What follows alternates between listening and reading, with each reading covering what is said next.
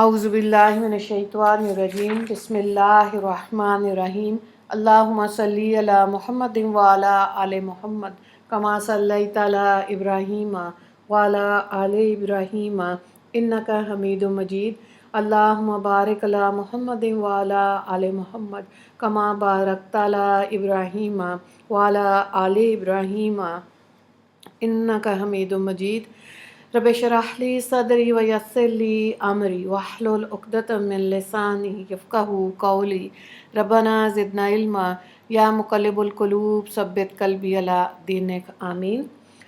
10 عنوانات کے تحت اسلامی تعلیمات 8 جمادی الثانی۔ عنوان نمبر 1 اسلامی تاریخ غزوہ خیبر۔ خیبر مدینہ سے شمال کی جانب 100 میل کی دوری پر ہے۔ یہودی مدینہ سے جلا وطن ہو کے یہاں مسلمانوں کے خلاف سازش کرنے لگے۔ انہوں نے مدینہ پر حملہ کے لیے بنو غطفان اور دوسرے قبائل کو مدینہ کی آدھی پیداوار دینے کے لالچ میں اپنے ساتھ ملا لیا تھا۔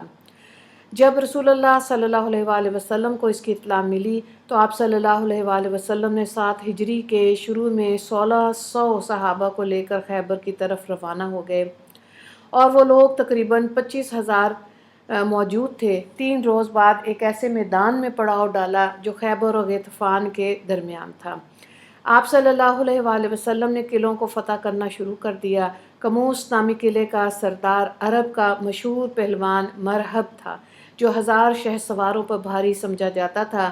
20 دن جنگ جاری رہنے کے باوجود قلعہ فتح نہیں ہوا تو آپ صلی اللہ علیہ وآلہ وسلم نے فرمایا، کل میں جھنڈے ایسے شخص کو دوں گا جس کو اللہ اور اس کے رسول محبوب رکھتے ہیں اور جس کے ہاتھ پر فتح ہوگی۔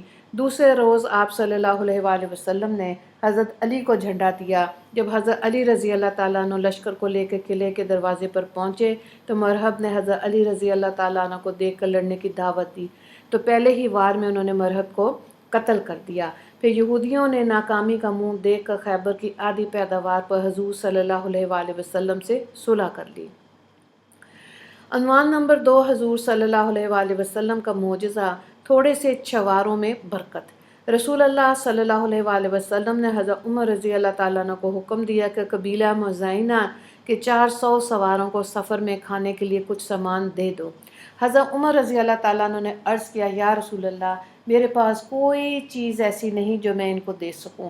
آپ صلی اللہ علیہ وآلہ وسلم نے فرمایا، جاؤ تو صحیح۔ حضرت عمر رضی اللہ تعالیٰ عنہ ان لوگوں کو اپنے گھر لے گئے۔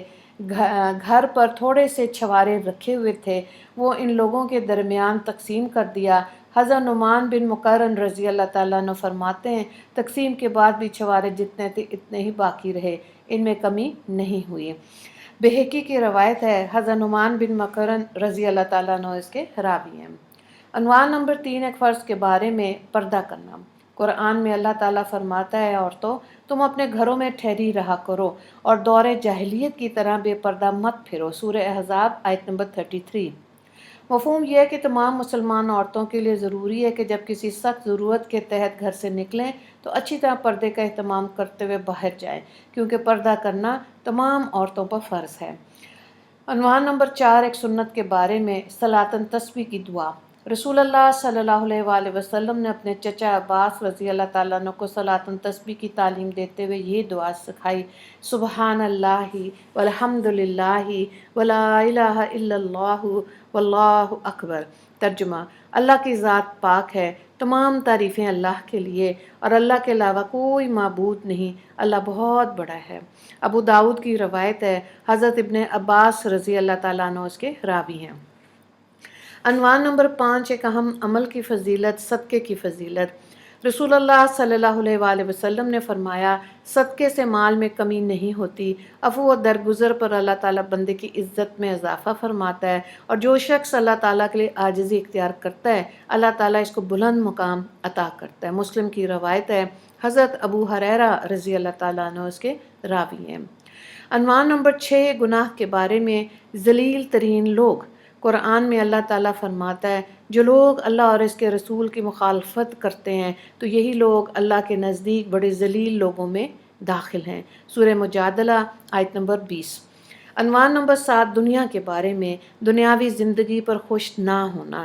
قرآن میں اللہ تعالیٰ فرماتا ہے، اللہ تعالیٰ جس کو چاہتا ہے روزی میں کشادگی دیتا ہے اور جس کو چاہتا ہے تنگی کرتا ہے، اور یہ لوگ دنیا کی زندگی پر خوش ہوتے ہیں اور اس کے عیش و عشرت پر اتراتے ہیں، حالانکہ آخرت کے مقابلے میں دنیا کی زندگی ایک تھوڑا سا سامان ہے۔ سورہ رعد آیت نمبر 26۔ عنوان نمبر 8، آخرت کے بارے میں، اہل جنت کی صفیں۔ رسول اللہ صلی اللہ علیہ وآلہ وسلم نے فرمایا، اہل جنت کی 120 صفیں ہوں گی، ان میں سے 80 صفیں اس امت کی اور 40 باقی امتوں کی ہوں گی۔ ترمذی کی روایت ہے، حضرت بریدہ رضی اللہ تعالیٰ عنہ اس کے راوی ہیں۔ عنوان نمبر 9، طب نبوی سے علاج، بیماری سے متعلق اہم ہدایات۔ رسول اللہ صلی اللہ علیہ وآلہ وسلم نے فرمایا، جب تمہیں معلوم ہو کہ فلاں جگہ طاعون پلیگ پھیلا ہوا ہے تو وہاں مت جاؤ، اور جس جگہ تم رہ رہے ہو وہاں طاعون پلیگ پھیل جائے تو اس جگہ سے بلا ضرورت مت نکلو۔ بخاری کی روایت ہے، حضرت اسامہ بن زید رضی اللہ تعالیٰ عنہ اس کے راوی ہیں۔ عنوان نمبر 10، نبی صلی اللہ علیہ وآلہ وسلم کی نصیحت۔ رسول اللہ صلی اللہ علیہ وآلہ وسلم نے فرمایا، جب تم میں سے کسی کو ولیمے کی دعوت دی جائے تو اس میں حاضر ہونا چاہیے۔ بخاری کی روایت ہے، حضرت عبداللہ بن عمر رضی اللہ تعالیٰ عنہ اس کے راوی ہیں۔ وآخر دعوانا ان الحمد للہ رب العالمین، اللہم اغفر للمسلمین والمسلمات والمؤمنین والمؤمنات۔ السلام علیکم ورحمۃ اللہ وبرکاتہ۔